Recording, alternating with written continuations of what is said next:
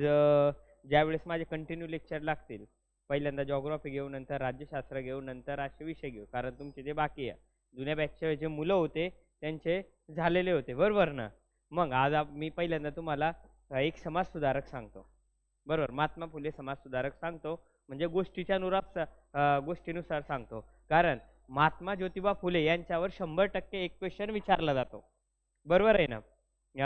तो समाजसुधारक झाला की न आपण मग जॉग्राफीला थोडं सुरुवात करून देऊ, आणि ज्यावेळेस कंटिन्यू लेक्चर लागतील त्यावेळेस आपण काय करू की हे थोडं रिव्हिजन करू आणि पुढे कंटिन्यू लेक्चर घेऊ, असं करू बरं का.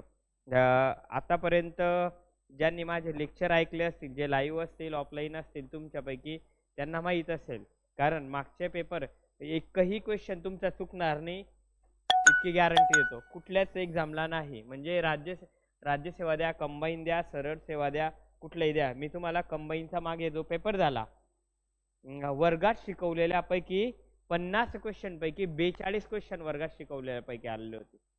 म्हणजे आणि शिकवत आपण कुठल्या बॅचला शिकवतो, हे सरळ सेवा बॅचला शिकवतोय, तरी सुद्धा 42 क्वेश्चन आले.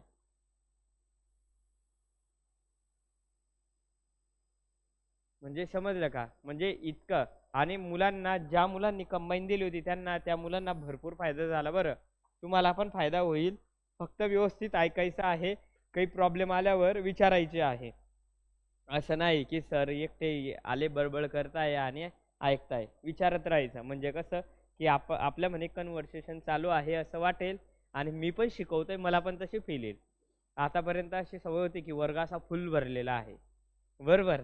तू बघितलं असेल, म्हणजे तिथपर्यंत कमीत कमी माझ्या लेक्चरला तरी इतके इतके मुलं हजर राहत होते.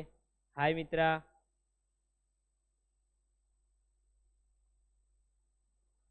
बरेच मुलं ऑनलाईन आलेले आहे. तुम्हाला काही प्रश्न असेल तर ते पण विचारायचे आहे. चला, आता आपण पहिल्यांदा महात्मा ज्योतिबा फुले बघू. इथे नाव टाकतो मी, महात्मा ज्योतिबा फुले. आजचं लेक्चर काय होणार आहे मी तुम्हाला सांगितलेलं आहे. महात्मा, पेन दिसतोय का, फक्त कलर दिसतोय का तेवढं सांगा.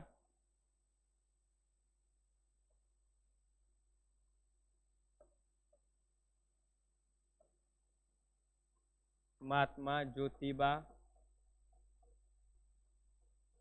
फुले 100% एक क्वेश्चन विचारता. प्रश्न विचारण्याची पद्धत अशी असते की सत्यशोधक समाजाची स्थापना कधी झाली, बरोबर. अशा पद्धतीने प्रश्न विचारता.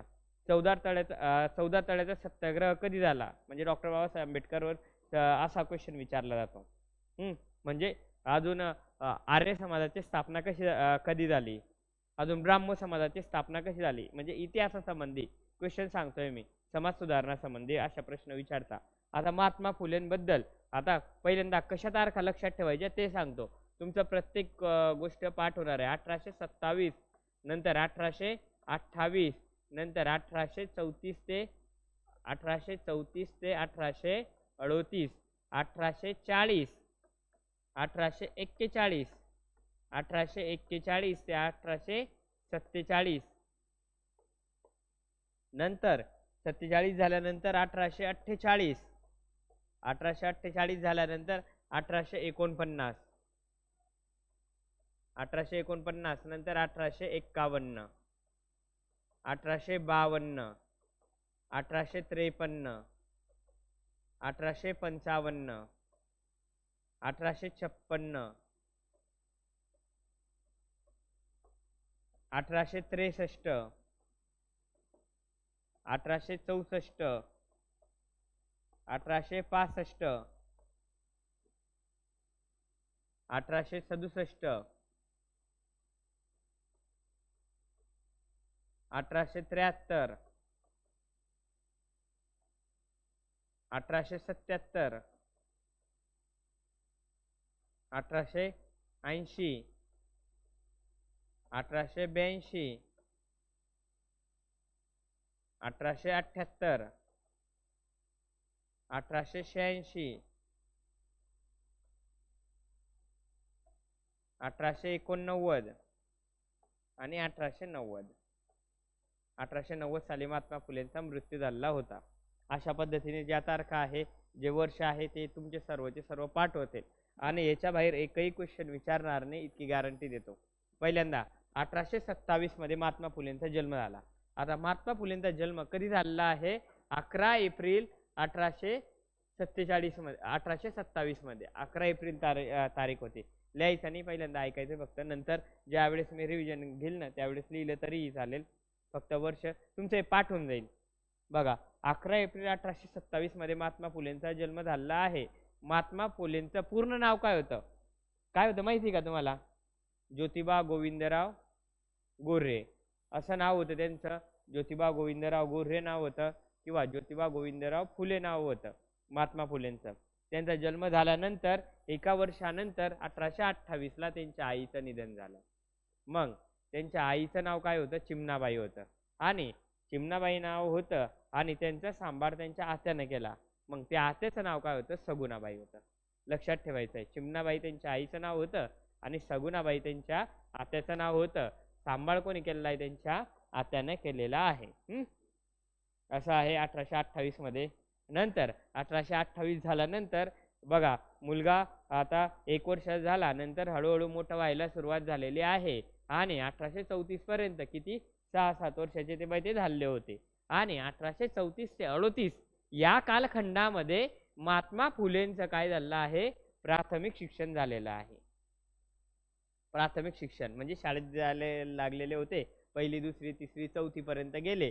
आणि त्यावेळेस 4थी म्हणजे तेव्हाची मॅट्रिक परीक्षा. तुम्हाला माहिती आहे, जुने लोक, तुम्ही गावातले म्हातारे लोक बघितले असेल, काही रिटायरमेंट झाले आहे पहिले, ते 4थी म्हणजे त्यांना 4थी, 7वी, 10वी अशा म्हणजे 7वी म्हणजे त्यावेळेसची एकदम कडक म्हटली जात होती.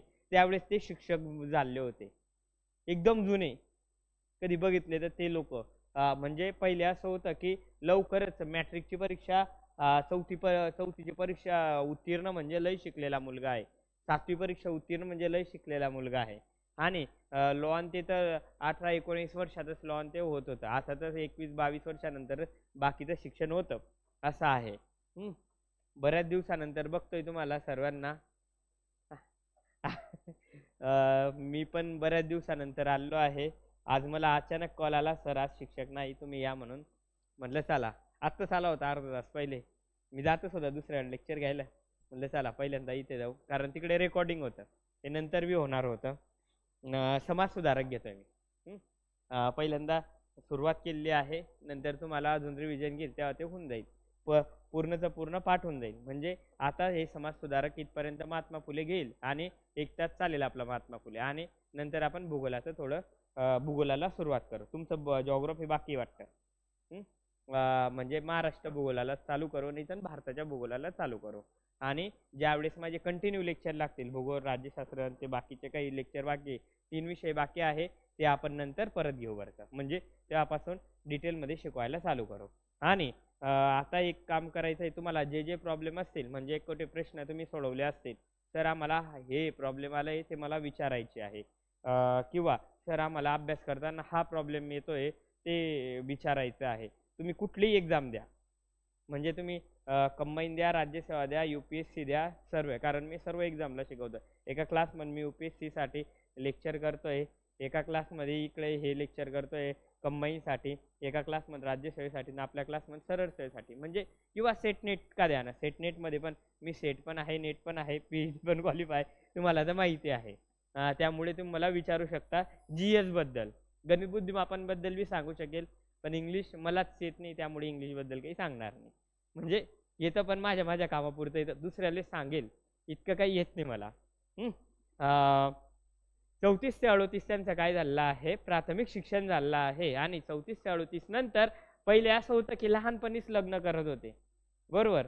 म्हणजे महात्मा फुले ज्या वेळेस 13 वर्षाचे होते, 13व्या वर्षी महात्मा फुलेंचं लग्न झालेलं होतं. मग कोणाशी लग्न झालं? खंडोजी नेवसे पाटील किंवा झगडे पाटील म्हणत होते त्यांना, झगडे पाटील यांच्या मुलीशी. मग यांची मुलगी कोण होते? सावित्रीबाई फुले होत्या. सावित्रीबाई फुले यांचा जन्म कधी झाला आहे? 3 जानेवारी, बरोबर ना. बालिका दिन म्हणून पाळला होता आपण. थोडेफार काहीतरी 5-6 महिन्यापर्यंत दिनविशेष बघितले होते. महाराष्ट्राचा बालिका दिन 3 जानेवारी पाळला जातो. 3 जानेवारी 1831 मध्ये झालेला आहे. म्हणजे 3 जानेवारी 1831 मध्ये. आणि 1840 पर्यंत सावित्रीबाई फुले किती वर्षाच्या होत्या? 9 वर्षाच्या होत्या. म्हणजे वयाच्या 9व्या वर्षी सावित्रीबाई फुले यांचं लग्न झालं. आणि हे किती वर्षाचे होते? हे 13 वर्षाचे होते 1840 मध्ये. या कोणाच्या मुलगी होत्या? खंडोजी नेवसे पाटील किंवा झगडे पाटील, कडगुंच्या होत्या त्या, बरोबर ना. कडगुण कुठे आलं? सातारामध्ये आलं, तुम्हाला माहिती आहे. इथल्या होत्या. नंतर त्यांचं बंद पडलेलं, तुम्ही म्हणाल की सर बघा पहिले लग्न लहानपणी होत होते, असं बी असेल का की मानसिकता चांगली राहत असेल, लग्न झाल्यानंतर मुलगा लवकर मोठा होत असेल, किंवा पटकन प्रलंब होत असेल, बरोबर ना, विचार चांगले करत असेल. कारण बरेच पहिले सर्व समाज सुधारक कधी बघितले तर पहिल्यांदा काय झालंय? लग्न झालंय आणि नंतर सुद्धा शिक्षण झालेले आहे. आणि शिक्षण इतक्या चांगल्या पद्धतीने झालेलं आहे की त्यांना मोठमोठ्या डिग्र्या भेटलेल्या आहे. आणि आताच कधी बघितलं तर लग्न झालं की समजून घ्यायचं म्हणजे लागता नोकरीला लोक, परंतु 95-96% लोकांचं थोडं 1-2% लोक नोकरीला लागतात फक्त लग्न लग्न झाल्यावर सुद्धा. म्हणजे का बरं काय ते ते नाही माहिती. पहिले लग्न झाल्यावर सुद्धा इतके शिक्षण घेत होते बघा ना. आणि आता लग्न झाल्यावर बघा, तुमचे मित्रच बघा, कोणाच कधी लग्न कधी झालं असेल तर नंतर काम करण्याशिवाय, आता काम करण्याशिवाय पर्यायच नसतो. पहिल्यांदा येतो घर कसं चालावे, बरोबर ना. म्हणजे मी माझ्याही बाबतीत सांगतो की राज्यसेवा मेन्स दिली, इंटरव्ह्यू दिला, नंतर लग्न झालं, परंतु घर कसं चालवेल, बरोबर ना. त्यासाठी मला एक्झाम स्किप कराव्या लागल्या. म्हणजे मागची ही जी एक्झाम झाली होती 1 डिसेंबरची, ती सुद्धा दिलेली नाही मी. आणि इतका पस्तावा आला की पेपर एकदम सोपा होता. ही कंबाईन दिली, कंबाईन बघितले तुम्ही. तुम्ही आपल्याकडे इथेच लेक्चर चालू होते, बरोबर ना. आपल्या लेक्चर मधले जवळजवळ 50 प्रश्नांपैकी 41 का 42 क्वेश्चन विचारलेले होते. मी तुम्हाला ते पेपर पण वाचून दाखवला होता. म्हणजे बघा 50 म्हणजे मी 50 मार्कांचं तोपर्यंत शिकवलेलं होतं तुम्हाला. इतके प्रश्न विचारले होते, तरीही तो पण पेपर नाही दिला. निदान इथे सुद्धा मला 70-1 पर्यंत स्कोर राहिला असता. 70-65 असं तर राहिला असता. कमीत कमी 60 तर राहिला असता. म्हणजे पास होण्यापुरता तर राहिला असता. असं आहे. कारण घर चालवणं महत्त्वाचं आहे. म्हणून इकडे वळाला मी प्राध्यापककडे, म्हणजे सेट नेट. कारण त्या परीक्षा, स्पर्धा परीक्षेच्या मुलांना त्या परीक्षा सोप्या जातात सेट नेटच्या. पण जे प्रॉपर अभ्यास करतात सेट नेटचे, त्यांना भरपूर त्या परीक्षा कठीण जातात. कारण मुलं 5-5 वर्ष अभ्यास करतात, 4-4 वर्ष क्लासेस लावतात. आपलं पण इथे सेट नेटचे क्लासेस होता, तरीही काही काही मुलांचं होत नाही. आणि तुम्हाला मी लिटरली सांगतो की मला सेट नेट बद्दल काहीच माहीत नव्हतं, काहीच नाही. डायरेक्ट पेपरला गेलो आणि डायरेक्ट पेपर देऊन आलो. आणि रिझल्ट लागल्यानंतर मला 8 दिवसानंतर माहिती पडलं मी पास झालोय म्हणून. म्हणजे असं आहे. फक्त एकच गोष्ट लक्षात ठेवायची तुम्ही सुद्धा, पेपर ज्या व्यक्तीला अभ्यास कितीही करा, थोडाफार बी अभ्यास कधी असला, सोपा अभ्यास कधी असला, तरी सुद्धा मुलं पास होता. पण एक आहे की पेपर सोडवता आला पाहिजे. म्हणून मी तुम्हाला प्रत्येक वेळेस सांगतो मित्रांनो, पहिल्यांदा पेपरची तयारी करा, बरोबर ना. पहिल्यांदा क्वेश्चन पेपर बघा, नंतर क्वेश्चन पेपर झाल्यानंतर आपण त्या दृष्टिकोनातून वाचा, त्यावेळेस चांगला अभ्यास होतो. इथे आता आपण इथे लक्ष देऊ. आता आपण बाकीचं मी तुम्हाला सांगत जाईन मधून. खंडोजी नेवसे पाटील यांच्या मुलीशी त्यांचं लग्न झालेलं आहे वयाच्या 9व्या वर्षी. 3 जानेवारी बालिका दिन म्हणून पाळला जातो, महाराष्ट्र सरकार पाळतात. 1831 मध्ये त्यांचा जन्म झाला होता. आणि 1840 मध्ये हे वर्ष संपलं आणि त्यांचं बंद पडलेलं शिक्षण होतं. आपण बघितलं इथपर्यंत त्यांचं शिक्षण झालं होतं 34 ते 38, पहिले 4 वर्ष मध्ये त्यांचं बंद पडलेलं शिक्षण होतं. नंतर त्यांचं बंद पडलेलं शिक्षण पुन्हा चालू झालं. मग हे बंद पडलेलं शिक्षण 1841 मध्ये कोणीच्या मदतीने चालू झालं बरं का? गफ्फार बेग मुन्शी. गफ्फार बेग मुन्शी आणि धर्मोपदेशक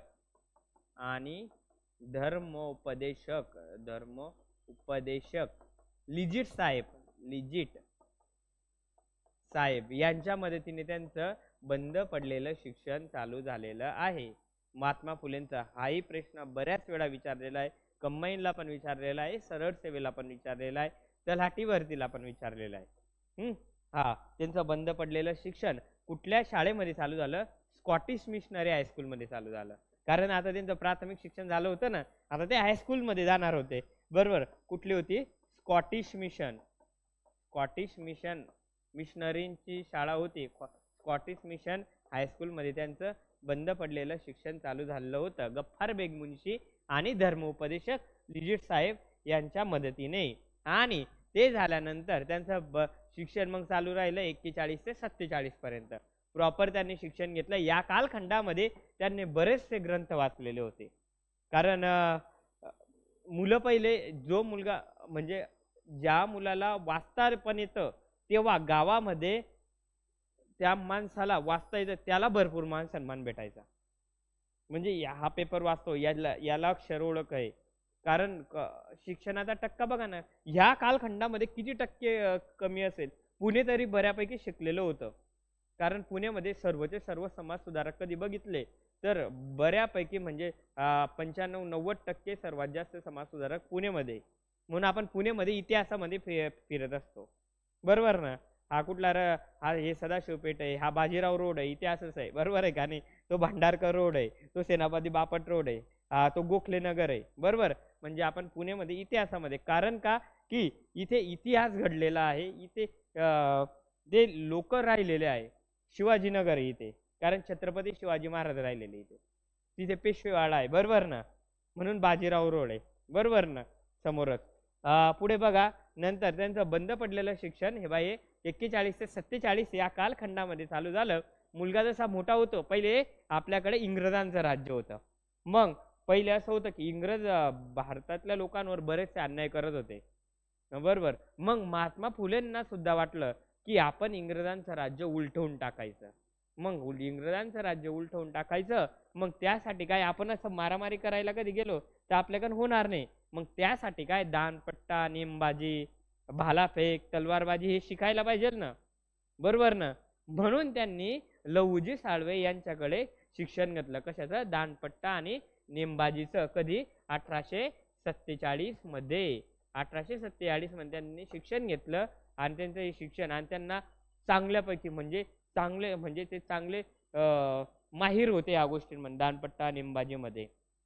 परंतु असाच तुमच्या माझ्यासारखा एक मित्र, त्यांना लग्नाला बोलवलं. लग्नाला या म्हणे माझ्या.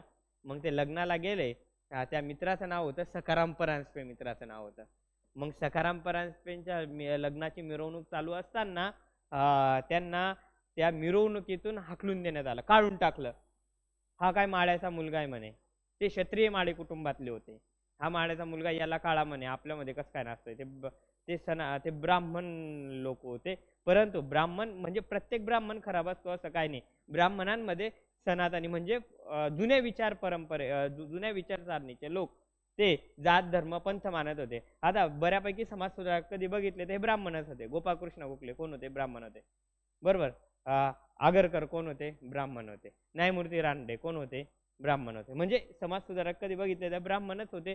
परंतु काही जुन्या परंपरेचे जे लोक होते त्यांना हा माळ्याचा मुलगा काही मिरवणुकीत फिरतोय, याला काढून टाकलं. मग ते क्षत्रिय माळी कुटुंबातले होते, लक्षात ठेवायचंय बरं.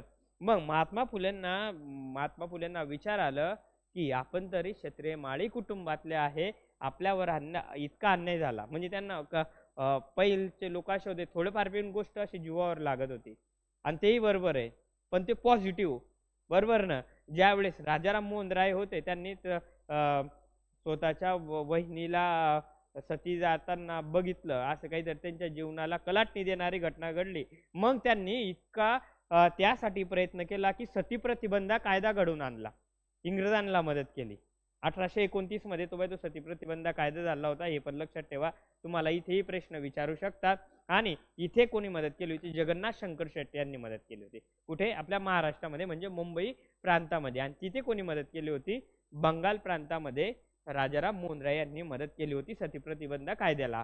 मग हे यांच्या जीवनाला कलाटणी देणारी घटना घडली. त्यांनी सांगितलं की आता आपण आता रद्द म्हणे, आता दानपट्टा नेमबाजी, इंग्रजांचं राज्य, पहिल्यांदा आपण लोक सुधरवू, पहिल्यांदा आपण समाज सुधारणा करू. म्हणून त्यांनी समाज सुधारणेचं कार्य हाती घेतलं.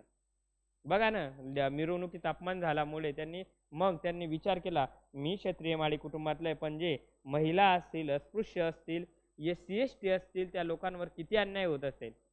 बरोबर ना. फक्त ब्राह्मण सोडले की बाकीचे बऱ्यापैकी लोकांवर, आणि क्षत्रिय सोडले तर, पण बाकीचे बऱ्यापैकी लोकांवर खालच्या जातीचेच होते. कारण तेव्हा जात ही कर्मानुसार नव्हती, जन्मानुसार ठरवली जात होती. असं होतं. म्हणजे पहिल्यापासूनच जेव्हा उत्तर वैदिक कालखंड संपला, नंतर ब्राह्मणांचे मुलं त्यांच्या देखत SC होऊ लागले, क्षत्रियांचे मुलं त्यांच्या देखत तेव्हा ते वैश्य होऊ लागले. त्यावेळेस त्यांना समजलं की हे कर्मानुसार न करता जन्मानुसार करा. म्हणून त्यांनी वैदिक काळामध्ये ते जन्मानुसार केलं, आणि ज्या जातीतले जिथे होते तिथेच राहिले. विवेक शूद्राजमध्ये डॉक्टर बाबासाहेब आंबेडकरांनी लिहिलेलं आहे की जे आताचे जे अस्पृश्य आहे, हे काय आहे, हे पहिले क्षत्रिय होते. म्हणजे क्षत्रिय कसं, उदाहरणार्थ मी एक राजा आहे आणि तुम्ही एक राजा आहे, बरोबर ना. तुमचं आणि माझ्या सैन्याचं युद्ध झालं, बरोबर. मग युद्ध झाल्यानंतर आणि मी जिंकलो, तुम्ही हारले, आणि मी तुमच्या सैन्याला बंदी बनवलं. मग बंदी बनवल्यावर मी तुमच्या सैन्याला मान सन्मान देणार आहे का गावाच्या बाहेर ठेवणार आहे? बरोबर का, त्यांच्याकडून हलक्या पद्धतीचे कामं करून घेणार आहे, बरोबर ना. म्हणून इथे इथे सुद्धा असा उल्लेख आढळतो की अशा पद्धतीने अस्पृश्य जात अशा पद्धतीने निर्माण झालेली आहे, म्हणजे ते निर्माण केलेले आहे, असं आहे. असं घडलं 1847 मध्ये, आणि मग त्यांनी ते विषय तो रद्द केला आणि सांगितलं की आता मी समाज सुधारणा करेल. म्हणून त्यांनी मुलींची पहिली शाळा 1848 मध्ये चालू केली. 1848 मध्ये 1848 मध्ये कुठे चालू केलेली मुलींची पहिली शाळा? बुधवार पेठेमध्ये भिडेंच्या वाड्यामध्ये पहिली शाळा चालू केलेली आहे. महात्मा फुलेंनी, लक्षात ठेवायचं आहे, प्रश्न कधी विचारला, महाराष्ट्रामध्ये मुलींची पहिली शाळा कोणी चालू केली? कोणी चालू केली? महात्मा फुलेंनी. आणि मुंबई प्रांतामध्ये मुलींची पहिली शाळा कोणी चालू केली प्रश्न विचारला तर कोणी? जगन्नाथ शंकर शेट यांनी. दोघं प्रश्न वेगवेगळे आहे बरं का. मुंबईमध्ये, कारण तुम्ही मुंबईचा पोलीस भरतीचा फॉर्म कधी भरला किंवा कुठलाही मुंबई नगरपालिका कुठलाही फॉर्म कधी भरला, प्रश्न विचारला मुंबईमध्ये पहिली शाळा कोणी चालू केली, तर काय उत्तर लिहा? जगन्नाथ शंकर शेठ. पहिलं ऑप्शन तुम्हाला राहील महात्मा फुले, असं तुम्हाला ऑप्शन राहील. ऑप्शन व्यवस्थित निवडायचे आहे. बुधवार पेठेमध्ये भिडेंच्या वाड्यामध्ये पहिली शाळा चालू केली आणि 7 मुली होत्या. 7 मुली. पहिली मुलगी शाळेमध्ये लहुजी साळवे यांचे नात येत होते. म्हणजे अक्षरशः येताना इतका त्रास होत होता, म्हणून लहुजी साळवे त्या मुलीला पोत्यात घालून शिक्षणासाठी आणत होते, शाळेमध्ये सोडून देत होते आणि शाळा शिकत होते. परंतु ही शाळा शिकत असताना 7 मुली, मग एखादा आता महात्मा फुलेंचं वय तेव्हा किती असेल? 20-21 वर्षाचा तरुण होते, बरोबर ना. एक मुलगा महिलांना शिकवतोय तेव्हा, आणि तेव्हा असं वातावरण किती भयानक असेल, आणि ती बी पुण्यासारख्या शहरांमध्ये, बरोबर ना. एक मुलगा मुलींना शिकवतोय, म्हणून महात्मा फुलेंवर भरपूर अन्याय झाला. त्यांच्या वडिलांना, जे गोविंदराव होते, त्यांना भरपूर चढवण्यात आलं की तुमच्या मुलाला सांगा, व्यवस्थित समजावा, हे असं असं हे करताय, हे योग्य नाही. आणि आपल्याकडे भारतामध्ये पहिले चांगल्या प्रथा काय मानल्या जात होत्या की मुलींना शिक्षण न देणे, बरोबर ना. ही प्रथा होती. अजून पडदा पद्धत होती, केशोपन पद्धत होती, सती जाणे ही प्रथा होती, समुद्रगमन न करणे ही प्रथा होती, बरोबर ना. अशा बऱ्याचशा प्रथा मानल्या जात होत्या पहिले, बरोबर. की अस्पृश्य रस्त्याने जात असताना त्यांची सावली कोणा अंगावर पडली नाही पाहिजे, किंवा त्यांचं सकाळ तोंड नाही दिसलं पाहिजे. आपण हे असं चालू होतं पहिले, आणि त्या कालखंडामध्ये यांनी मुलींची पहिली शाळा चालू केलेली होती. मग ह्या मुलींची शाळा पहिली चालू केली, परंतु भरपूर विरोध झाला. म्हणून त्यांनी काय केलं की त्यांनी पण शिकवलं, परंतु पहिल्यांदा आपण काय करा, पहिल्यांदा आपण स्वतःच्या पत्नीला शिकवा. म्हणजे पहिले पुरुष असेल की तेव्हा त्यांनी, म्हणजे महाराष्ट्रातले, की तेव्हा त्यांनी असा विचार केला होता, आपण स्वतःच्या बायकोला शिकवा. आणि त्यांनी स्वतःच्या बायकोला शिकवलं. आणि त्याच भारतातील पहिल्या स्त्री मुख्याध्यापिका कोण, असा प्रश्न तुम्हाला विचारला, किंवा पहिल्या स्त्री शिक्षिका कोण, तर कोण होत्या? सावित्रीबाई फुले होत्या. लक्षात ठेवायचं आहे. नंतर ही शाळा चालू केली, तरीही गोविंदरावांना बरेचसे लोक सावित्रीबाई फुले अशा रस्त्याने जात असताना त्यांना भिनवणे, वेगवेगळं काहीतरी बोलणे, त्यांच्या अंगावर चिखल फेकणे, या अशा गोष्टी होत होत्या, कारण त्या शिकवायला जात होत्या, कारण पहिले असं मुलगी शिकली म्हणजे डोक्यावर बसेल, म्हणजे असं होईल, म्हणजे पुरुष सत्ता पद्धती हळूहळू नष्ट होईल आणि महिला मातृसत्ता पद्धती येईल, पितृसत्ता पद्धती येईल, मातृसत्ता पद्धती येईल, असं आहे. परंतु आता बऱ्यापैकी प्रगती झाली आहे, बऱ्यापैकी चांगलीच. आता आपण काही कुटुंब कधी बघितले तर बऱ्यापैकी म्हणजे आईचं घरामध्ये जास्त चालतं वडिलांपेक्षाही, बऱ्या घरांमध्ये तुम्ही बघितलं असेल. बरोबर, तुमचं माझं उदाहरण कधी घेतलं तर असंच आहे.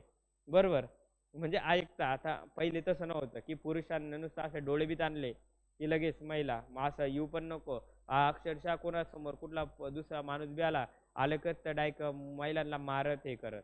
आता महिलांवर हात उचलून बघा किंवा डोळे ताणून बघा, लगेच 498चा गुन्हा दाखल होऊन जातो. बरोबर ना, लगेच 3 ते 7 वर्षाची सजा होऊन जाते. खतरनाक काम आहे. बरोबर ना, त्यामुळे असं करायचं नाही. मग पहिल्या स्त्री शिक्षिका आणि पहिल्या मुख्याध्यापिका बनल्या, परंतु त्यांच्यावर भरपूर अन्याय होऊ लागला आणि काही दिवसानंतर ती शाळा बंद पडली. नाही, त्या बंद पडल्याच्याही पहिले मग महात्मा फुलेंना त्यांच्या वडिलांना समजावलं, बघ तुला हे बंद करायचंय का घर सोडायचंय. बरोबर, मग त्यांनी सांगितलं मी गृहत्याग करेल. मग त्यांनी 1849 मध्ये गृहत्याग केला आणि परंतु जी पहिली शाळा चालू झाली होती ते बंद पडली. नंतर ती शाळा बंद पडली. नंतर आता बंद पडलेली, परंतु शिक्षणाचं कार्य तर पुढे चालू ठेवायचं आहे. मग तुमच्या माझ्यासारखे त्यांना असे अनेक मित्र भेटले.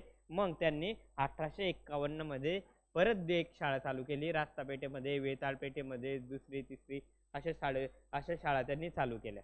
ह्या शाळा चालू झाल्या. परंतु 1852 मध्ये अस्पृश्यांच्या मुलांसाठी त्यांनी शाळा चालू केली होती वेताळपेठेमध्ये.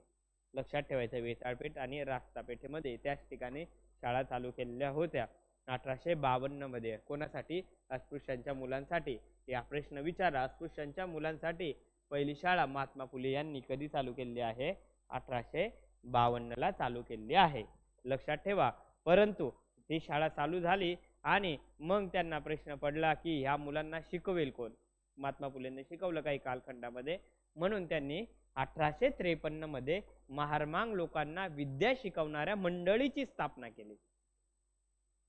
महारमांग लोकांना विद्या शिकवणारी मंडळी, म्हणजे विद्या शिकवणं म्हणजे शिक्षक तयार करणे. मग ते शिक्षक काय करतील? मुलांना शिकवतील. असं त्यांनी केलं आणि ती शाळा पण चांगली चालली आणि त्यामुळे ही शाळा चालू झाल्यानंतर महारमांग लोकांना विद्या शिकवणाऱ्या मंडळीची स्थापना झाल्यानंतर, शाळा चालू झाल्यानंतर अनेक शिक्षक घडले. त्यावेळेस त्यांचं कार्य अजून जोमाने पुढे गेलं. बरोबर ना, म्हणजे इथला प्रश्न तर सुटला.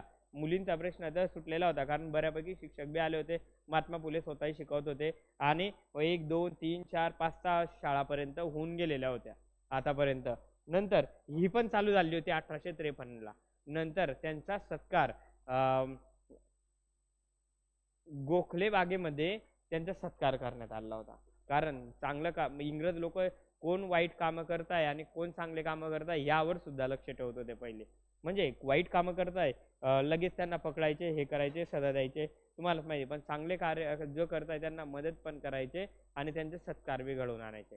कारण हे समाज सुधारण्याचं कार्य होतं ना, म्हणून त्यांचा सत्कार घडवून आणला होता गोखले बागेमध्ये महात्मा फुलेंचा 1853 मध्ये. आता ह्या गोष्टी झाल्या. बघा, इथे मुली शिकायला लागलेल्या होत्या, स्पृश्यांचे मुलं शिकायला लागलेले होते, मुलं शिकायला लागलेले होते. महारमांग लोकांना विद्या शिकवणाऱ्या मंडळीची स्थापना झाली होती इथे. आणि हे झाल्यानंतर परंतु जे कामाला जातो, ज्यांना टाइमच भेटत नव्हता, ज्या मुलांचं काय होईल किंवा ज्या पुरुषांचं काय होईल, त्यांना अक्षर ओळख करायची, खरंच त्यांची शिकण्याची इच्छा आहे, म्हणून 1855 मध्ये त्यांनी डंगरी शाळेची सुरुवात केली. आपण डंगरी शाळा आपल्या भाषेत म्हणतो. मी लहान होतो तेव्हा संध्याकाळी रात्री भरायची. गावातले लोक तेव्हा ते शिक्षक यायचे, बोलवायचे, बसा भाऊ 1-2 तास तरी बसा, गव्हर्नमेंटनं सांगितलेलं आहे आम्हाला तुम्ही गावातल्या लोकांना पाठवा म्हणून. म्हणजे रात्रपाळीची शाळेची सुरुवात केली 1855 मध्ये महात्मा फुलेंनी. आणि ते पण झाले कारण लोकांना काय वाचता लिहिता यायला लागलं की झालं. पहिले वाचता लिहिता येणं हीच मोठी गोष्ट होती. ही झाल्यानंतर बघा, जे सनातनी लोक होते त्यांना सहन झालं नाही, म्हणून त्यांनी काय ठरवलं? महात्मा फुलेंना मारून टाकायचं. 1856 मध्ये मारून टाकायचं. त्यावेळेस महात्मा फुले जवळजवळ 29-30 वर्षाचे होते 1856 मध्ये. मग त्यांनी मारून टाकायचं ठरवलं. मग महात्मा फुलेंना मारण्यासाठी 2 मारेकरी पाठवले. धोंडीबा रोडे आणि कुंभार, दोघांचं नाव धोंडीबा रोडे आणि धोंडीबा कुंभार असे नाव होते. मग महात्मा फुलेंनी त्यांना समजावलं, ते म्हणजे महात्मा फुले त्यांचा प्रतिकार सुद्धा करत होते, कारण त्यांनी ऑलरेडी दानपट्टा नेमबाजीचं शिक्षण घेतलेलं होतं. बरोबर ना. ते उठले, त्यांना समजलं, मग त्यांनी सांगितलं, बघा तुम्ही मला मारसाल तर मारू शकतात, परंतु मला मारल्यामुळे या समाजाचा फायदा होत असेल, तुमचे मुलं शिकत कधी असेल, तुमचा फायदा कधी होत असेल, तर तुम्ही मला मारू शकता. म्हणजे अक्षरशः त्यांना इतकं त्यांचं हृदय परिवर्तन झालं आणि ते मारेकरी महात्मा फुलेंच्या बाजूने उभे राहिले आणि पुढच्या कार्यामध्ये महात्मा फुलेंसोबत त्यांनी कंटिन्यू त्यांची साथ दिलेली आहे. म्हणजे बघा ना, विचार करा, एखादी माणूस मारायला आला आहे, त्यांना सांगितलं तुमच्या मुलांना मी शिकवतोय आणि काहीही लोभ न करता, बरोबर ना, कोणाचा पाठिंबा नाही, उलटन जो समाज आहे, जे जीवन जगत होते, जो व्यापार करत, त्या समाजाचा विरोध पत्कारून संघ मी शिकवतो आहे. बरोबर. म्हणून ते माहिती महात्मा फुलेंचा व्यवसाय कॉन्ट्रॅक्टदार होते स्वतः, म्हणजे त्यांचा वैयक्तिक वेगळा व्यवसाय, कारण कॉन्ट्रॅक्टदार म्हणून त्यांना पैसा मिळत होता आणि ते चांगले पैसे आले होते, भरपूर पैसे आले होते. महात्मा फुलेंनी कात्रज बोगद्याचं काम केलेलं आहे. तो कात्रज बोगदा बघा अजून बी किती वर्ष आले, आज जवळजवळ 175 वर्ष हो झाले आहे. 175 वर्ष तरी बोगदा तसाच आहे. इथला हा शनिवार वाड्याचा पुढचा जो पूल आहे, ते काम, तो पुलाचं काम सुद्धा महात्मा फुलेंनी केलेलं आहे. महात्मा फुलेंनी बांधलेला आहे तो पूल. म्हणजे अजून सुद्धा 175 वर्ष, आणि आपण इथे 40-50 वर्षात पूल बांधला तर अजून सुद्धा तो त्याला तळे जाता, पळून जातो, असं होतं. म्हणजे किती ते काम कसं केलेलं असेल. आणि तेव्हा ज्या बोगद्याचं काम केलं त्यावेळेस मशिनरी न होते इतक्या भारी भारी, तेव्हा त्यांनी खण्याला लावलं असेल, प्रॉपर डिझायनर केले होते, कारण ते कॉन्ट्रॅक्टदार होते. म्हणजे काम तर केलं, परंतु इथे असं म्हणते काम कितीतरी वर्ष टिकून राहिलेलं आहे. असं आहे. आपण ज्या मातीतून फिरतो, जिथून इथून फिरतो, इथे सर्व समाजसुधारक, सर्व क्रांतिकारक बऱ्यापैकी फिरलेले आहे. सर्वांचे इथे पाय लागलेले आहे. असं आहे. 1856 हे वर्ष संपलं. नंतर 1863 मध्ये त्यांनी बालहत्या प्रतिबंध गृहाची स्थापना केली. का केली असेल बरं का बालहत्या प्रतिबंध गृहाची स्थापना? काय वाटतं तुम्हाला? बालहत्या प्रतिबंध गृह म्हणजे बालकांची हत्या करायची नाही पाहिजे यासाठी केली असेल का? पहिले असं होतं की एखाद्या मुलीचा चुकून वाकडा पाऊल कधी पडला आणि ती मुलगी कधी गर्भवती कधी राहिली, तर मग ते मुलाले पण मारून देत होते, मारून टाकत होते त्या बाळाले, किंवा ज्यांचं मुलीवर जास्त प्रेम आहे ते बाळाला मारून टाकत होते किंवा मुलीला सुद्धा मारून टाकत होते. मग ती चुकून वाकडा पाऊल पडलेल्या महिलांसाठी किंवा मुलींसाठी त्यांनी काय सांगितलं होतं, हे बालहत्या प्रतिबंध गृह आहे. या गृहामध्ये तुम्ही येऊ शकतात, तुमच्या बाळाला जन्म देऊ शकतात आणि तुम्ही सुद्धा राहू शकतात, किंवा तुम्ही बाळाला इथे सोडून जाऊ शकतात. म्हणजे मी या बालकांचं पालन पोषण करीन, या उद्देशाने त्यांनी बालहत्या प्रतिबंध गृहाची स्थापना कधी केलेली आहे? 1863 मध्ये स्थापना केलेली आहे. येतंय का लक्षामध्ये? बघा, इथपर्यंत बालहत्या प्रतिबंध गृहाची स्थापना झाली आणि 1864 मध्ये त्यांनी विधवा पुनर्विवाह घडवून आणला. विधवा पुनर्विवाह. आता विधवा पुनर्विवाह कायदा कधी बघितला तर 1856 मध्ये विधवा पुनर्विवाह कायदा झाला होता. या कायद्याला मदत कोणी केली होती? ईश्वरचंद्र विद्यासागर यांनी केली होती. लक्षात ठेवायचं आहे, विधवा पुनर्विवाह कायद्याला कोणी मदत केली होती? ईश्वरचंद्र विद्यासागर यांनी मदत केली होती. आणि विधवा पुनर्विवाह कायदा कधी झाला? 1856 मध्ये. परंतु फक्त कायदा झाला होता, अजून सुद्धा विधवा पुनर्विवाह घडवण्याची हिंमत कोणी केली नव्हती महाराष्ट्रामध्ये तरी. बरोबर. मग महात्मा फुलेंनी पहिल्यांदा विधवा पुनर्विवाह घडवून आणला कधी? 1864 मध्ये. म्हणजे पुरुषांचा विवाह करणे, पुरुष एक बायको, दोन बायको, तीन बायको, पहिले 2-2, 3-3 बायकाशी लग्न करत होते. बरोबर.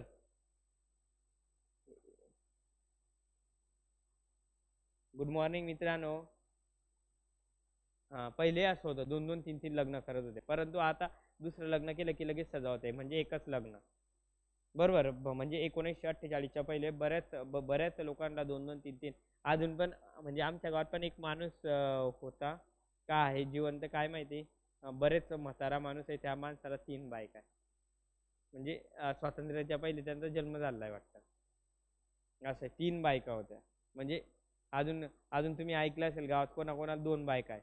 आता तर असं तर निघालंय कोणी एक लग्न करतो दुसरं चुपचाप बी लग्न करून घेतं.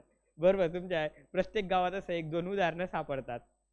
म्हणजे आमच्याही गावात प्रत्येक गावात असतात की लग्न केलेलं आहे किंवा तुमच्या नातेवाईकांमधलंच असतं की हा एक बायको आहे आणि एका बायको भांडण झालं ते गेली तर लगेच दुसरं लग्न इकडे करून घेता. ते बायको बी राहते आणि हे बायको बी राहते. मग असा केसेस काय होता जे कोर्टात चालता आणि कोर्टात चालल्यावर तुम्हाला माहिती काय होतं म्हणजे असं होतं. नंतर ते बायको कोर्टाने कधी आधी दिलं त्या बायकोला वागवा मग जी बायको केलेली असते तिच्यावर अन्याय होतो या मुलांवर अन्याय होतो असं होतं. म्हणजे असं आहे. त्यामुळे लग्न गिग्न करताना व्यवस्थित बघून घ्यायचं आहे. चांगलं बघून घ्यायचं बरं का. कारण आजकालचे हाय लोक चांगले परंतु काही काही लोक फसवण्याच्याच उद्देशाने असता म्हणजे विचार करता की असं आहे त्यामुळे व्यवस्थित बघायचं आहे. बालहत्या विधवा पुनर्विवाह कायदा कधी घडला होता 1856 आणि यांनी कधी घडून आणलेला होता 1864 घडून आणला आणि 1865 मध्ये त्यांनी तळेगाव डमढेरे येथे नाव्यांचा 1 दिवसाचा संप केला. का केला असेल बरं का नाव्यांचा 1 दिवसाचा संप? काय वाटतं तुम्हाला? नावे म्हणजे हजाम लोकांचा 1 दिवसाचा संप का केला असेल नाव्यांचा संप सांगा बरं.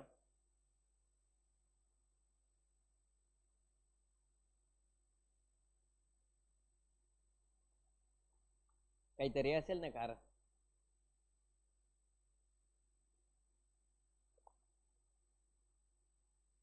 ऑनलाईन आहे तुम्ही कमेंट करू शकता सर या कारणामुळे केला म्हणून. का केलं असेल? काहीतरी कारण असेल ना. नाव्यांचा 1 दिवसाचा संप करताय का केला असेल?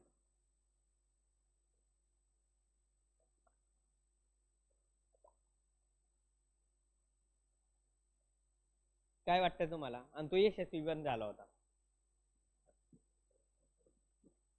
काहीतरी सांग ना मित्रा काय वाटतं? काय वाटतं तुला? अरे काहीतरी वाटत अरे काहीतरी सांगा का केलं असेल? कोणतं टाईप करतंय? काय केलं असेल नाव्यांचा 1 दिवसाचा संप? सांग ना. बरोबर आहे. बघा पहिले नाव्यांचा पुरुष म्हणजे पुरुषाचं निधन झालं म्हणजे बाईची काय करत होते टकली करत होते छाटी करत होते केशोपन करत होते. मग बाईची महिलेची टकली कधी केली किंवा छाटी कधी केली केशोपन कधी केलं तर महिला कशा दिसतील विद्रूप दिसतील. परंतु ही गोष्ट काय होती ही समाजाला घातक होती. समाजाला घातक म्हणजे काही लोकांचं पहिले ही प्रथा हल्ली परंपरा ही आपली चालू राहू द्या असं होतं. परंतु हे कितीपर्यंत चालू राहू द्या किती वेळा महिलांवर अन्याय करा. महिलांना परत केस उगले की परत नावी एका महिन्यातून घरी बोलवत होते आणि परत टकली करायला लावत होते. म्हणजे की त्या महिलेकडे कोणी बघायला नको वाकडे नजर पडायला नको विद्रूप दिसायला पाहिजे यासाठी किंवा एकाच खोलीत कोंडून ठेवत होते. मग त्या दिवशी जे जे पुरुष वारलेले आहे मग कमीत कमी तितक्या तरी महिला वाचतील म्हणजे तितक्या तरी महिलांचा त्यांचा हे होईल की की त्या दिवशी त्यांचा केस ओपन होणार नाही. बरोबर. म्हणजे हळूहळू आता हा 1 दिवसाचा संप झाला आहे. नंतर काही दिवसानंतर मग नाव्यांना सांगितलं की तुम्ही स्वतःहून शपथ घ्या की याच्या पुढे मी महिलांचा केस ओपन करणार नाही म्हणून.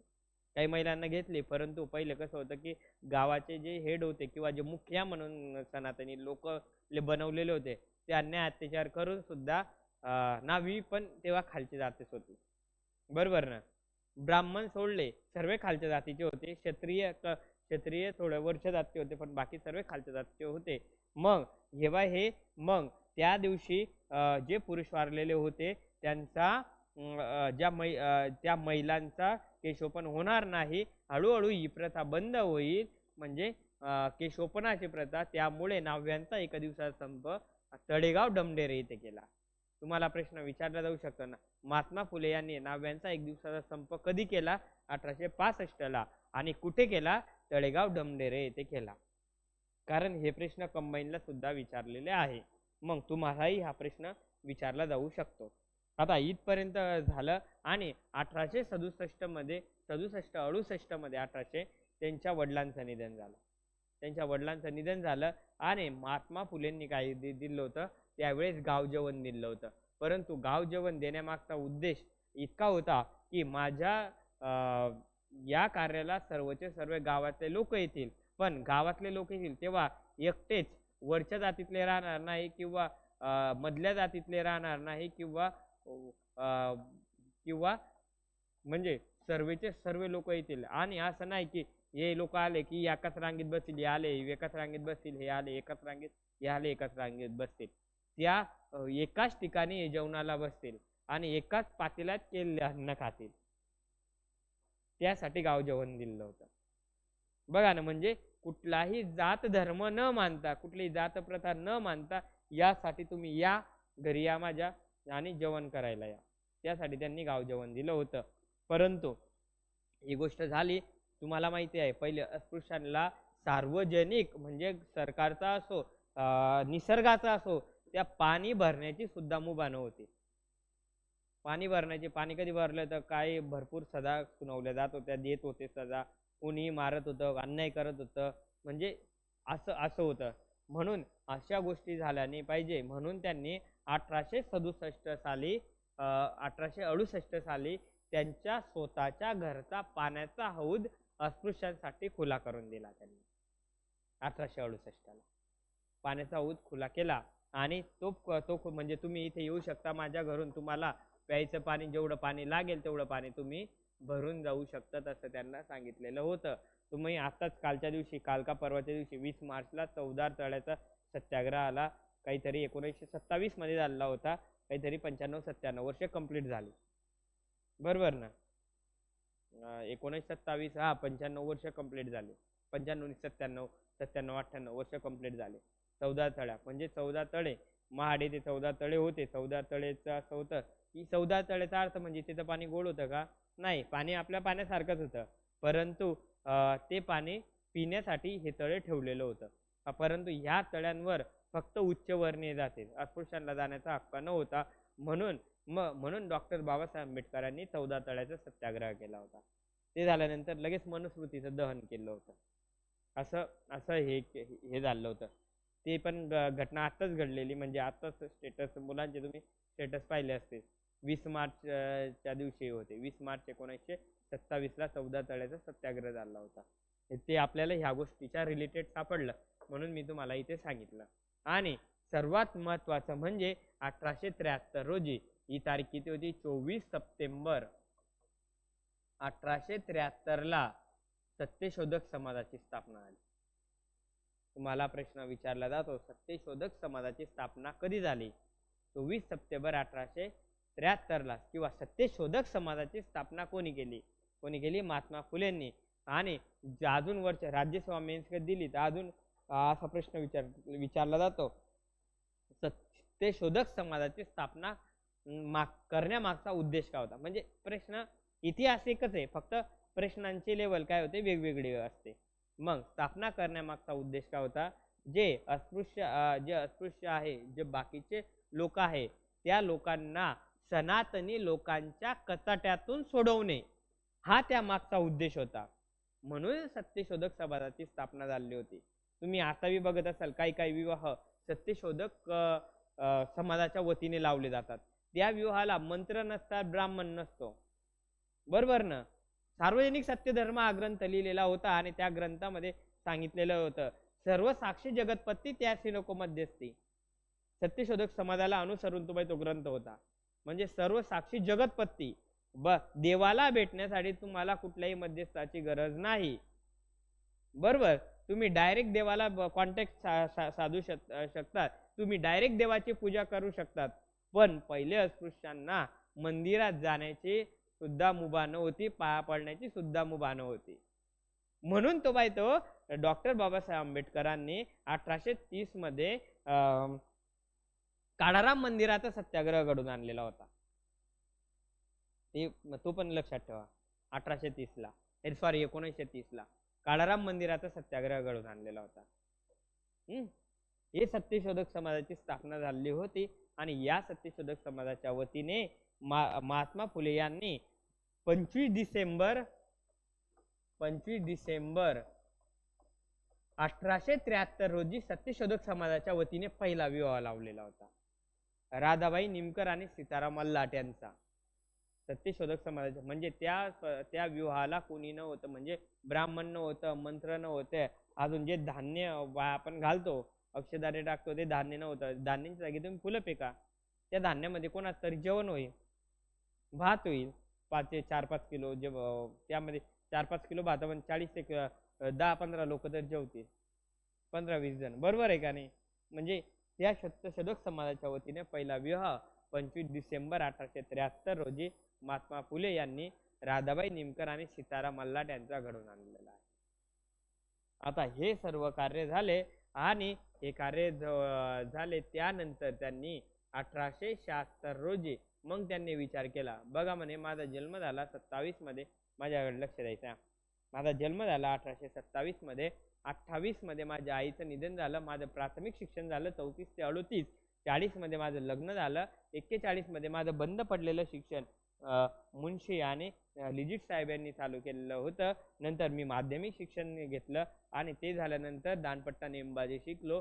ते झाल्यानंतर लग्नाच्या मिरवणुकीत माझा अपमान झाला, समाज सुधारणा करायला सुरुवात केली, पहिली शाळा चालू केली, बायकोला शिकवलं, गृहत्याग केला, परत दुसरी शाळा अस्पृश्यांच्या मुलांसाठी चालू केली, परत ते झाल्यानंतर महारमांग लोकांना विद्या शिकवणाऱ्या मंडळीची स्थापना केली, डंगरी शाळा किंवा रात्रपाडी शाळेची सुरुवात केली, मला मारेकरी आले, नंतर मी बालहत्या प्रतिबंध गृहाची स्थापना केली, नंतर एक विधवा पुनर्विवाह घडून आणला, नव्यांचा संप केला, गाव जेवण दिलं, पानवटा चालू केला, हे सर्व सत्यशोधक समाजाची स्थापना चालू केली. परंतु यामध्ये कुठल्या तरी गोष्टीची कमतरता होती, ती म्हणजे निवडणूक. मग महात्मा फुलेंनी निवडणूक लढवली आणि 1876 ते 1882 या कालखंडामध्ये पुणे नगरपालिकेचे ते सदस्य होते. कारण काहीतरी सपोर्ट असणं गरजेचं आहे. महात्मा फुले मंडईला महात्मा फुले नाव देण्यासाठी भरपूर विरोध झाला होता बरं का 1930-29च्या कालखंडामध्ये. कारण काही लोकांना म्हणजे म्हणून आपला महाराष्ट्र आता बी पुरोगामी महाराष्ट्र म्हणून का ओळखला जातो, कारण छत्रपती शिवाजी महाराजांचा आशीर्वाद आणि फुले, शाहू आणि आंबेडकरांचा महाराष्ट्र म्हणून ओळखला जातो. कारण या मागचं कारण आपण हे बोटावर मोजणे इतकेच लोकांचे का नाव घेतो फुले, शाहू, आंबेडकर, कारण यांनी कुठला जात धर्माचा विचार न करता छत्रपती शिवाजी महाराज असतील किंवा हे बाकीचे असतील, यांनी प्रॉपर समाज सुधारणा केलेल्या होत्या. तुम्ही छत्रपती शाहू महाराज सुद्धा अभ्यास आपण जेव्हा आपण लेक्चर घेऊ चालू करू किंवा डॉक्टर बाबासाहेब आंबेडकरांचा पण अभ्यास करू, तुम्हाला समजेल. किंवा पहिल्यांदा अस्पृश्यांसाठी कार्य केलं, नंतर ज्यावेळेस राज्यघटना लिहिली त्यावेळेस सर्व समाजाचा विचार केला होता, सर्व धर्माचा विचार केला होता. म्हणून आता आपल्या राज्यघटनेला 75 वर्ष कंप्लीट झाली तरी सुद्धा इतकी आपली राज्यघटना स्ट्रॉंग आहे, बरोबर ना. पाय तो अजून पण हलवता आलेला नाही, बरोबर. 1876 ते 1882 या कालखंडामध्ये ते पुणे नगरपालिकेचे सदस्य राहिले आणि 1877-78 मध्ये दुष्काळ पडलेला होता, भरपूर मोठा दुष्काळ पडलेला होता. तेव्हा लॉर्ड लिटन व्हाईसराय होता. लॉर्ड लिटनने स्ट्रॅचे आयोग नेमलेला होता. हे आपण प्रश्न विचारला जातो बरं का. 1878 जो दुष्काळ पडलेला होता त्याचा कुठला आयोग नेमलेला होता? स्ट्रॅचे आयोग नेमलेला होता, स्ट्रॅचे आयोग. त्या दुष्काळासाठी महात्मा फुले यांनी दुष्काळ कॅम्प उभारलेला आहे. दुष्काळ कॅम्प कुठे? धनकवडी येथे दुष्काळ. धनकवडी तिथे बरं, मला असं वाटत होतं की लय दूर आहे, परंतु इथून फक्त काय 4 किलोमीटर आहे. इथे सातारा रस्त्यानं पुढेच आहे, 4 किलोमीटर धनकवडी आहे. धनकवडी येथे दुष्काळ कॅम्पची स्थापना महात्मा फुलेंनी केली आणि बऱ्याच लोकांना त्यांनी त्यावेळेस मदत केली होती. दुष्काळ इतका जबरदस्त होता की चारा मिळत नव्हता, पाऊस नव्हतं, अन्नधान्य नव्हतं, म्हणजे भरपूर सर्वचे सर्व गुरा शरस्त्यान मरायला लागलेले होते. दुष्काळ म्हणजे सर्वचा सर्व येतो आणि जो अनेक काल म्हणजे काही वर्षांसाठी राहतो किंवा लय दिवसासाठी असतो तो दुष्काळ असतो, आणि जो काही तासांसाठी किंवा काही दिवसांसाठी राहतो ते आवर्षण राहतं. असं त्या दुष्काळ कार्य केलं. दुष्काळामध्ये आणि ते झाल्यानंतर 1880 मध्ये महात्मा फुलेंच्या प्रेरणेने मिल हँड असोसिएशनची स्थापना केली नरे आणि लोखंडे यांनी. काही पुस्तकामध्ये 1880 दिलेलं आहे, काही पुस्तकामध्ये 1884 दिलेलं आहे. 2 तारखे. आता तुम्ही म्हणाल की तुमचं पुस्तक सर तुम्ही मिल हँड असोसिएशनची स्थापना सांगितले, पण आयोगाने उत्तर 1884 दिलं होतं. पण काही पुस्तकांमध्ये आणि जुने पेपर कधी बघितले त्यामध्ये 1880 सुद्धा दिलं होतं एकदा. म्हणून मी तुम्हाला दोन्ही सांगतो. मिल हँड असोसिएशनची स्थापना कोणी केली? नरे आणि लोखंडे यांनी केली मुंबई येथे. पण कोणाच्या प्रेरणेने केली आहे? महात्मा फुलेंच्या प्रेरणेने केली. 1880 सालीच दीनबंधू हे साप्ताहिक चालू केलेलं होतं महात्मा फुलेंच्या प्रेरणेने. भालेकर त्याचे संपादक होते. कृष्णराव पांडुरंग भालेकर हे त्याचे दीनबंधूचे संपादक होते. यांनी दीनबंधू हे साप्ताहिक चालू केलेलं होतं, लक्षात ठेवायचं आहे. महात्मा फुलेंच्या प्रेरणेने कोणतं वृत्तपत्र चालू झालं आहे असा प्रश्न तुम्हाला येईल. दीनबंधू, लक्षात ठेवायचं. मिल हँड असोसिएशनची स्थापना कोणी केली विचारायचं? नरे आणि लोखंडे. आता सुद्धा कंबाईनला प्रश्न होता तो. नाही आता राज्यसेवेला होता वाटतं, कंबाईनला नाही, राज्यसेवेला होतो. तर मिल हँड असोसिएशन महात्मा फुलेंच्या प्रेरणेने, दीनबंधू हे वृत्तपत्र महात्मा फुलेंच्या प्रेरणेने चालू झालेलं होतं. 1882 मध्ये बघा पहिले लॉर्ड रिपन, म्हणजे 1880 आणि 84 कालखंड कधी बघितला तेव्हा लॉर्ड रिपन व्हाईसराय होता भारताचा. आणि लॉर्ड रिपन त्यावेळेस शिक्षणासंबंधी प्राथमिक शिक्षण सक्तीचे आणि मोफत करावे अशा ठिकाणी अनेक ठिकाणी सभा भरवल्या जात होत्या आणि ब्रिटिशांपुढे साक्ष दिली जात होती. तेव्हा महात्मा फुलेंनी ब्रिटिशांपुढे साक्ष दिली आणि तेव्हा सांगितलं की प्राथमिक शिक्षक हे सक्तीचे आणि मोफत करा असं सांगितलं होतं. त्यावेळी शिक्षणाचा कायदा सुद्धा झाला होता 1882 ला, लॉर्ड रिपनने केला होता. प्राथमिक शिक्षण सक्तीचे मोफत करा. साक्ष कोणी दिले आहे ब्रिटिशांसमोर? महात्मा फुले आणि पंडिता रमाबाई. पण त्यांनी सोबत दिली होती का साक्ष? नाही, वेगवेगळ्या ठिकाणी साक्ष दिलेल्या होत्या. पंडिता रमाबाई आणि महात्मा फुले, लक्षात ठेवायचे आहे. प्राथमिक शिक्षण सक्तीचे आणि मोफत करावे. बरोबर. 1885-86 झालं. 1887 ला त्यांनी स्वतःचं मृत्यूपत्र तयार केलं होतं. मृत्यूपत्र तयार करून ठेवलेलं होतं आणि त्या मृत्यूपत्रात काही लिहून ठेवलेलं असेल आणि हळूहळू त्यांचं वय पण झालं होतं आणि ते 1889 मध्ये त्यांना मुंबईच्या जनतेच्या वतीने रावबहादूर वडेकर यांनी महात्मा फुलेंना कुठली पदवी दिली? महात्मा ही पदवी देण्यात आली. प्रश्न विचारला जातो, महात्मा फुलेंना महात्मा ही पदवी कुठल्या जनतेच्या वतीने भेटली? मुंबईच्या जनतेच्या वतीने. आणि कोणी दिली? रावबहादूर वडेकर यांनी दिली. येते का लक्षामध्ये? तुम्हाला समजतंय ना? मी तुम्हाला गोष्टीनुरूप सांगतोय बरं का, समजलंच पाहिजे सोप्या भाषेत. कारण तुम्हाला पुस्तकी भाषा कधी शिकवली असते, दाखवलं असतं तर ते समजलं नसतं तुम्हाला. रावबहादूर वडेकर यांनी महात्मा फुलेंना काय दिली? महात्मा ही पदवी दिली. आणि त्याच वर्षी महात्मा फुलेंना अर्धांगवायूचा झटका आला होता. अर्धांगवायू म्हणजे उजवा हात आणि उजवा पाय गळून पडलेला होता. गळून पडलेला होता म्हणजे काम करत नव्हता. अर्धांगवायू, पॅरालिसिस म्हणतात त्याला. पॅरालिसिसचा झटका आला होता. त्यामुळे उजवा हात आणि उजवा पाय त्यांचा काम करत नव्हता. त्यावेळेस ते सार्वजनिक सत्यधर्म हा ग्रंथ लिहित होते. हा ग्रंथ लिहित असताना काही काळ त्यांनी हा ग्रंथ डाव्या हाताने लिहून पूर्ण केला आणि तो त्यांच्या मृत्यूनंतर प्रकाशित झाला होता.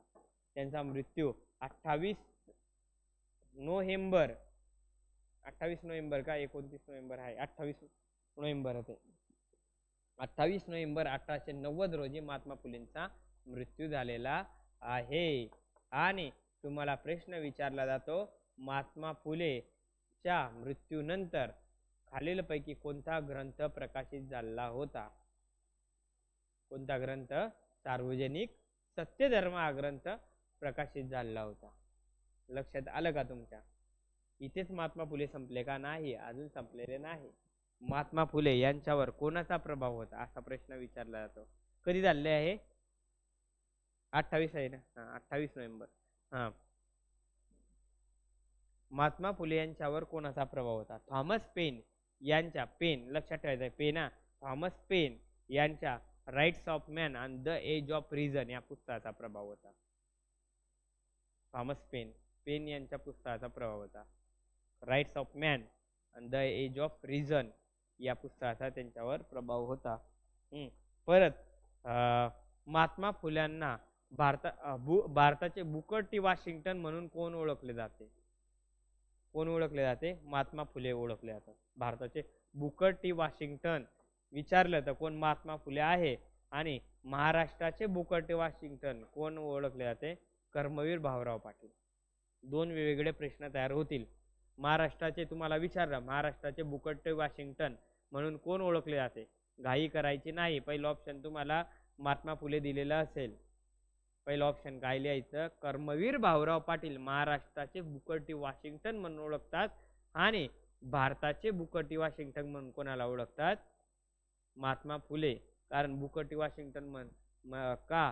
की त्यांनी भरपूर शिक्षणासाठी काम केलं होतं आणि महाराष्ट्रात सुद्धा कर्मवीर भाऊराव पाटील यांनी काम केलं होतं. तुम्हाला तर रयत शिक्षण संस्थाचा माहिती आहे कर्मवीर भाऊराव पाटील यांची. असं आहे. महात्मा फुलेंना खरा महात्मा असे महात्मा गांधींनी म्हटलेलं होतं. खरा महात्मा आहे म्हणजे मी महात्मा नसून खरा महात्मा कोण आहे? महात्मा फुले आहे असं त्यांनी म्हटलेलं होतं. सामाजिक क्रांतिकारक असं समाजामध्ये क्रांती घडवून आणली समाज सुधारणेचं असं वीर दामोदर सावरकर यांनी, विदा सावरकरांनी त्यांना सामाजिक क्रांतिकारक असं म्हटलेलं होतं. महात्मा फुलेंनी अनेक ग्रंथ लिहिलेली होती. तृतीय रत्न हे बाय नाटक होतं. छत्रपती शिवाजी महाराजांचा पोवाडा लिहिलेला होता. छत्रपती शिवाजी महाराजांच्या पोवाड्यामध्ये त्यांनी स्वतःला कुडवाळी भूषण म्हणून पदवी लावून घेतलेली होती. छत्रपती शिवाजी महाराजांचा पोवाडा. ते झाल्यानंतर सस्सार 1 सस्सार 2 हे बाई नियतकालिका त्यांनी लिहिलेली होती. पुस्तकं लिहिलेली होती. सार्वजनिक सत्यधर्म होते. अजून गुलामगिरी हा ग्रंथ लिहिलेला होता. गुलामगिरी. तुम्हाला प्रश्न विचारला खालीलपैकी महात्मा फुले यांनी कोणता ग्रंथ लिहिलेला होता?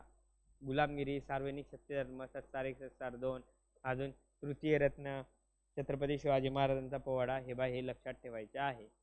इथे महात्मा फुलेंसंबंधी तुमचा एकही प्रश्न चुकणार नाही. समजलं का तुम्हाला? का परत 1-2 मिनिटात सांगून देऊ? परत सांगून देऊ का? बघा 27 समजलं काय झालं? 11 एप्रिलला जन्म झाला. नंतर 28ला आईचे निधन झाले. त्यांच्या आईचं नाव काय होतं? चिमणाबाई.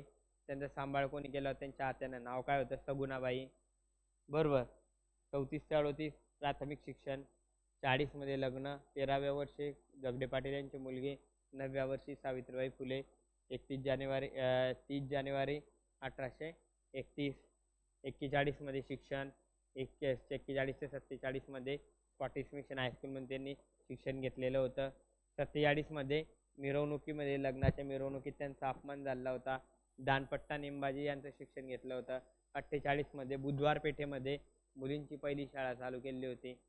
बरोबर ना? इथे 49 मध्ये त्यांनी गृहत्याग केला होता. 51 मध्ये परत मुलींसाठी शाळा चालू केल्या रास्तापेठ विटारपेठेमध्ये. 52 मध्ये अस्पृश्यांच्या मुलांसाठी शाळा चालू केली. त्यांचा सत्कार झाला 53 मध्ये. 53 मध्ये त्यांनी महारमांग लोकांना विद्या शिकवणाऱ्या मंडळीची स्थापना केली. 55 मध्ये रात्रपाळीची स्थापना केली त्यांनी शाळेची. 56 मध्ये मारेकरी आले होते, धोंडीबा रोडे आणि कुंभार त्यांना मारण्यासाठी. 63 मध्ये बालहत्या प्रतिबंध गृहाची स्थापना झाली. 64 मध्ये विधवा पुनर्विवाह त्यांनी घडवून आणलेला होता. 65 मध्ये नव्यांचा एक दिवसात संप झाला तळगाव डमनेरे येथे. 67 मध्ये वडिलांचं निधन झालं होतं, गाव जेवण दिलं होतं. पारेचा ऊस खुला केला होता 68 मध्ये. 73 मध्ये सत्यशोधक समाजाची स्थापना झाली होती. 24 सप्टेंबर तारीख आहे तिथली. आणि 25 डिसेंबर 1873 मध्ये सत्यशोधक समाजाच्या वतीने पहिला विवाह घडवून आणलेला होता, राधाबाई निमकर आणि सीताराम अल्लाट यांचा. ते झाल्यानंतर 77 मध्ये त्यांनी 77, 78, 76 ते 82 या कालखंडामध्ये पुणे नगरपालिकेचे सदस्य होते. 77-78 मध्ये त्यांनी दुष्काळ कॅम्प उभारलेला धनकवडे येथे. नंतर दिनबंधू हे वृत्तपत्र चालू केलं होतं, बरोबर. कृष्णराव पांडुरंग भालेकर होते त्याचं. नंतर 80 मध्ये 80 किंवा 84 मध्ये मिल हँड असोसिएशनची स्थापना, मिल हँड असोसिएशन नरे आणि लोखंडे यांनी केली होती महात्मा फुलेंच्या प्रेरणेने. कुठे झाली होती? मुंबईला झाली होती. नंतर यांनी प्राथमिक शिक्षण सक्तीचे मोफत करावे यासाठी साक्ष दिली होती ब्रिटिशांसमोर. नंतर 87 मध्ये त्यांनी मृत्यूपत्र तयार केलं. अर्धांगवायूचा झटका आला होता 89 मध्ये ते ड्यूक ऑफ कॅनोट यांच्या सभेला शेतकऱ्यांच्या विषयी उपस्थित राहिलेले होते. हे पण लक्षात ठेवा, म्हणजे ही घटना आपली सुटलेली होती. 1889 मध्ये ड्यूक ऑफ कॅनोट यांच्या सभेला ते शेतकऱ्यांच्या विषयी ते उपस्थित होते.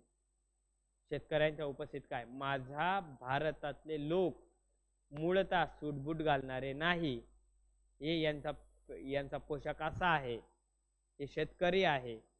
त्यासाठी ते इंग्रजाच्या सभेला शेतकऱ्यांच्या विषयी म्हणते उपस्थित राहिलेले होते, बरोबर. नंतर रावबहादूर वडेकर यांनी मुंबईच्या जनतेच्या वतीने त्यांना महात्मा ही पदवी दिली. 90 मध्ये 28 नोव्हेंबर 90 मध्ये त्यांचा मृत्यू झाला. मृत्यूनंतर प्रकाशित सार्वजनिक सत्यधर्म ग्रंथ प्रकाशित झाला आहे.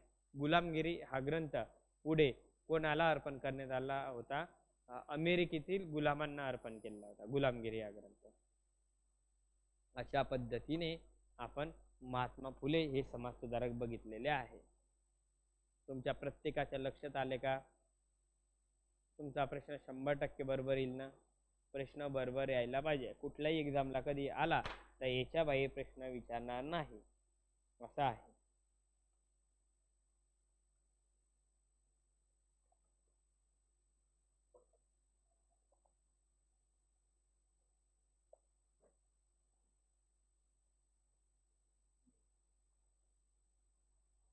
अजून काहीतरी विचारा. हे समजलं का तुम्हाला? इतकं पुसायचं आता. त्यासाठी मी पहिल्यांदा तुम्हाला प्रॉपर घटना लिहून दिल्या, म्हणजे तुमच्या व्यवस्थित लक्षात राहील.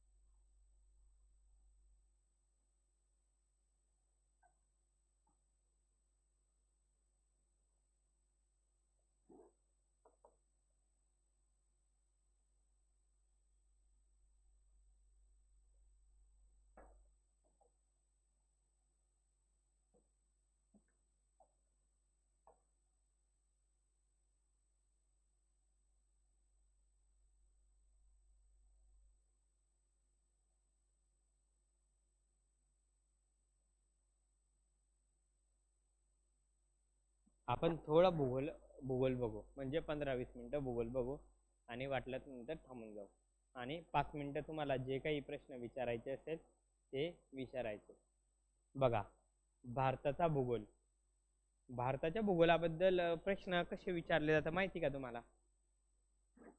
म्हणजे कशा पद्धतीने, कशा टाईपचे प्रश्न विचारतात? भारताचे क्षेत्रफळ किती आहे?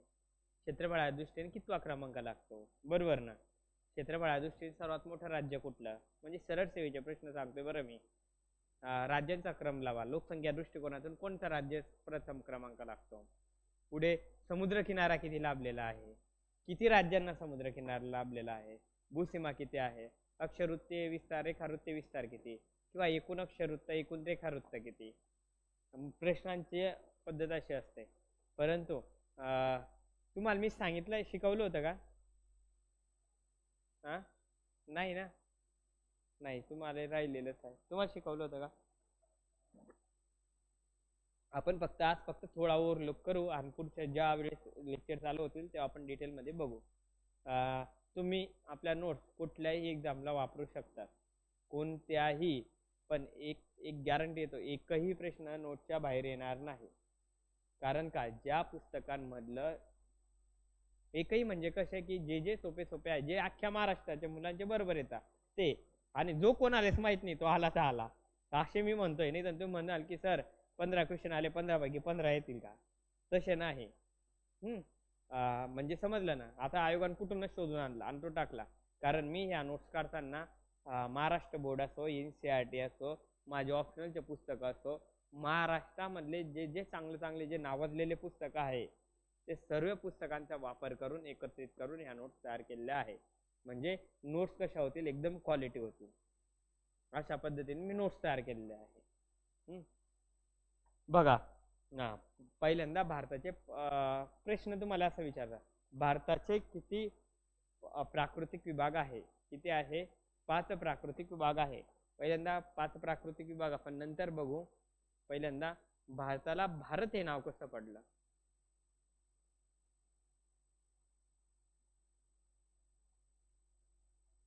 भारताला भारत हे नाव कसं पडलं, काय वाटतं तुम्हाला कसं पडलं असेल.